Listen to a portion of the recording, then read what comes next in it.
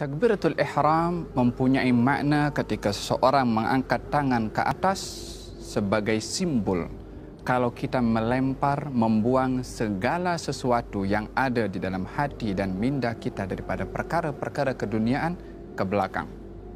Sementara kita menghadap kepada Allah Subhanahu wa taala, kita angkat tangan simbol membuang segala sesuatu selain fokus kita kepada Allah dibuang ke belakang dengan mengucapkan takbiratul ihram.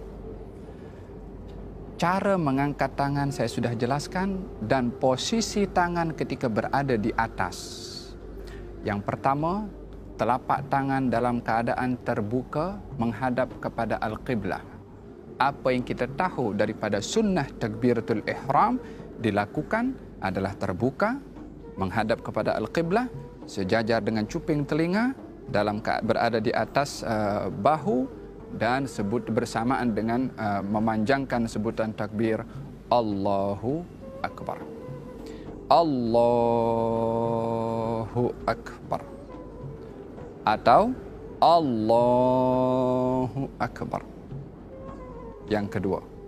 Yang ketiga bermula daripada atas. Allahu Akbar. Terdapat beberapa riwayat yang diriwayatkan oleh Imam Abu Dawud tentang kaifiyah salat meletakkan tangan itu. Satu riwayat mengatakan adalah di atas pusar, di bawah dada. Riwayat yang lain mengatakan di bawah pusar. Posisi tangan adalah seperti mana saya jelaskan dan berada di antara pusar di bawah dada ataupun di bawah pusar. Dalam riwayat yang lain dikatakan juga adalah tepat kepada dada dan dilekatkan ke dalam dada. Tapi yang menjadi pegangan dalam mazhab Imam Syafi'i adalah antara di atas pusar dan juga di bawah dada, atau dalam mazhab Imam Maliki adalah di bawah pusar, atau mazhab Imam Abu Hanifah. Apa yang patut kita gunakan mata ini? Tengok kepada apa? Tengok kepada hadapan, tengok kepada bawah, ataupun tengok kepada apa? Kalau kita salat di Kaabah, di Masjidil Haram, maka kalau kita nampak kepada Al-Kaabah, mata kita melihat kepada Al-Kaabah dengan penuh mentakzimkan kepada Al-Kaabah. Tetapi bila mana salat di tempat yang kita tidak nampak kepada Al-Kaabah, maka kita melihat kepada maudhi' as-sujud. Tempat kita sujud itulah mata melihat ke tempat sujud. Posisi tangan ketika ruku' adalah tepat di atas lutut dan jari-jari lurus ke bawah. Kalau diangkat dia menghadap kepada Al-Qiblah. Ini baru posisi telapak tangan ketika ar-ruku'. Yang kedua adalah posisi badan kita ketika ruku' dengan leher kita adalah sejajar. Yakni kalau kita berada dalam keadaan ruku' adalah berada dalam keadaan kalau diletakkan sesuatu di atas belakang kita, maka tidak akan jatuh sesuatu itu karena badan kita adalah datar dan rata. Yakni seperti ini. Posisi kaki ketika berdiri itu, baik dalam keadaan berdiri ataupun ruku', tidaklah terlalu lebar, tidaklah rapat seperti ini. Adalah merupakan perkara yang di luar sunnah kalau seseorang salat kakinya rapat seperti ini. Tidak pun juga terlalu terbuka.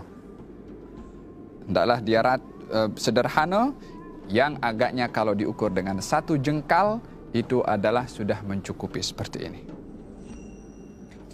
Bangkit daripada ar-ruku' dengan sebutan Sami Allahu liman hamidah, bersamaan juga sebutan Sami Allahu liman hamidah bersama dengan gerakan dan tangan sampai kepada atas. Sami Allahu liman hamidah.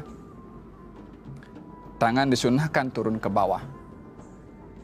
Posisi sujud seseorang bila mana sujud adalah jari-jari atau batin daripada jari-jari itu adalah menghadap kepada Al-Qiblah.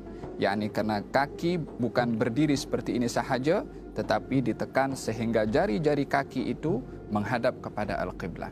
Bila mana mampu keseluruhan jari-jari sampai kepada jari kelingking adalah afdal. Tapi kalau tidak, walaupun sudah satu jari itu sudah memadai untuk mendapatkan sahnya as-sujud, bila mana batin daripada jari-jari kaki ini adalah menyentuh kepada tanah. Yang tidak diperbolehkan adalah bila mana posisi kaki seperti ini. Yang menyentuh kepada tanah itu adalah kuku atau zahir daripada jari-jari. Tidak, tapi butunul asabi', batin atau bagian belakang daripada jari-jari kaki. Walaupun hanya sekedar ibu jari sudah memadai, tetapi afdalnya adalah seluruh jari-jari kaki itu adalah ditekan ke bawah sehingga seluruh jari-jari ini menghadap kepada al-qiblah, kanan dan juga kiri, lutut dan juga tangan. Posisi tangan bila mana sujud adalah berada di tanah menghadap kepada al-qiblah, sejajar dengan jatuhnya atau sejajar dengan bahu kita. yakni seperti ini dan juga seperti ini. Posisi tangan menghadap kepada al-qiblah. Kalau ada sesuatu yang jatuh daripada bahu kita, akan jatuh kepada tangan kita. Yakni bukan tangan itu melirik ke kanan ataupun berhadapan seperti ini. Tidak, tetapi menghadap kepada al-qiblah. Hukum hidung menyentuh kepada tanah adalah perkara yang sunnah dalam mazhab al-Imam Asy-Syafi'i. Ini posisi sujud. Jari-jari menghadap qiblat dan kaki berdiri seperti ini. Tangan menghadap qiblat, dahi menyentuh kepada tanah, tak boleh ada penghalang kepada dahi. Baik itu imamah, songkok, serban adalah tak boleh menjadi penghalang, kecuali serban itu diletakkan sebagai sejadah, maka adalah diperbolehkan. Dalam sujud tidak boleh. Sujud di atas sesuatu yang terangkat bersama dengan tubuh badan kita. Posisi yang berikutnya adalah duduk di antara dua sujud ataupun duduk tahiyat awal ataupun duduk tahiyat akhir. Duduk di dalam salat ada dua jenis duduk. Yang pertama adalah jalsatul iftirash, yakni posisi seperti ini. Yakni bahagian belakang kita duduk di atas telapak kaki bahagian kiri. Sementara kaki kanan dan jari-jarinya tetap menghadap kepada al-qiblah seperti ini. Duduk seperti ini disunnahkan pada tahiyat awal, pada duduk di antara dua sujud, dan juga duduk istirahat. Dalam 3 kaifiyah atau setiap duduk yang tidak ada salam setelahnya, maka disunnahkan duduk iftirash seperti ini. Apakah iftirash? Duduk di atas telapak kaki kiri, sementara kaki kanan berdiri tegak. Adapun duduk yang kedua namanya duduk tawarruk, iaitu duduk pada saat seseorang setelah duduk itu akan salam. Maka posisinya berbeza. Kaki kiri masuk ke dalam. Dan kita duduk terus menyentuh kepada tanah, sementara posisi kaki kanan adalah tetap seperti ini, jari-jari menghadap kepada al-qiblah. Tidak seperti ini, ataupun tidak pun seperti ini. Duduk seperti ini juga tidak termasuk daripada yang disunnahkan di dalam as-salah, yang kalau seseorang duduk seperti ini bukanlah dikatakan salatnya itu terbatal, akan tetapi tidak melakukan sunnah di dalam as-salah.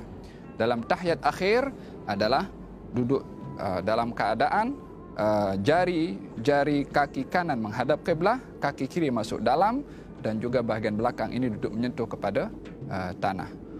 Posisi tangan ketika berada dalam keadaan at-tahiyyat adalah baik tahiyat awal ataupun tahiyat akhir, jari-jari kiri berada pada bahagian lutut paha kiri dan jari-jari kanan berada dalam keadaan digenggamkan seperti ini, kecuali 2 jari, jari telunjuk dan juga jari atau ibu jari.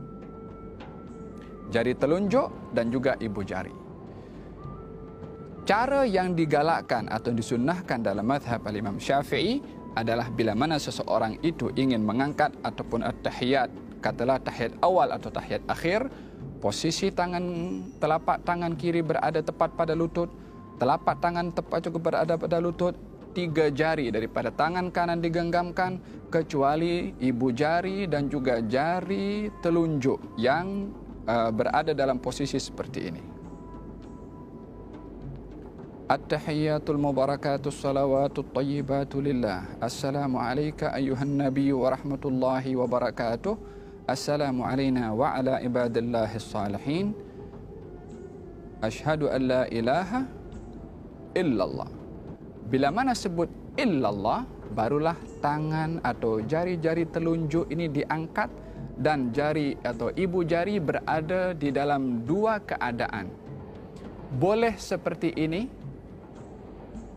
yakni menyentuh kepada jari telunjuk di bawah, ataupun boleh seperti ini, yakni menyentuh kepada jari yang tengah. Posisi ibu jari boleh menyentuh jari tengah, atau posisi ibu jari boleh menyentuh kepada jari telunjuk. Ini posisi kepada ibu jari. Adapun jari telunjuk berada dalam keadaan diangkat, tidak terlalu diangkat seperti begini, ataupun tidak lurus tetapi menunduk ke bawah sedikit. Asyhadu an la ilaha illallah, atau begini atau begini. Dua kaifiyah ini adalah ada di dalam cara melakukan at-tahiyyat. Perlukah seseorang menggerakkan jari-jarinya ketika berada dalam keadaan tahiyat awal atau tahiyat akhir? Di dalam hadis ada dua riwayat disebutkan kalau baginda Rasulullah tidak menggerakkan, dan dalam riwayat yang lain diberitahukan kalau Rasulullah menggerakkan. Dua riwayat ini zahirnya bertentangan, tetapi pada hakikatnya tidak bertentangan. Maksud daripada tidak menggerakkan dalam riwayat yang pertama adalah tidak menggerakkan berkali-kali.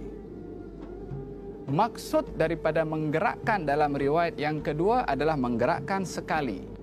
Yakni menggerakkan dalam bahasa Arab itu yuharriku. Yuharriku difahami dengan dua makna. Makna yang pertama, menggerak-gerakkan. Kalau menggerak-gerakkan, ini yang dipakai oleh sebahagian pandangan yang mereka bila mana tahiyat menggerakkan berkali-kali. Disebabkan memahami hadis itu dengan fahaman menggerak-gerakkan, maknanya lebih daripada sekali.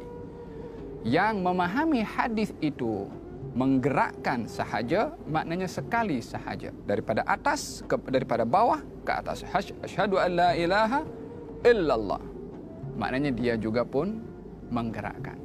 Maka dalam hal ini, dalam mazhab Imam Syafi'i, yang menjadi pegangan adalah menggerakkan sekali sahaja, juga sesuai dengan hadis Nabi Muhammad sallallahu alaihi wasallam.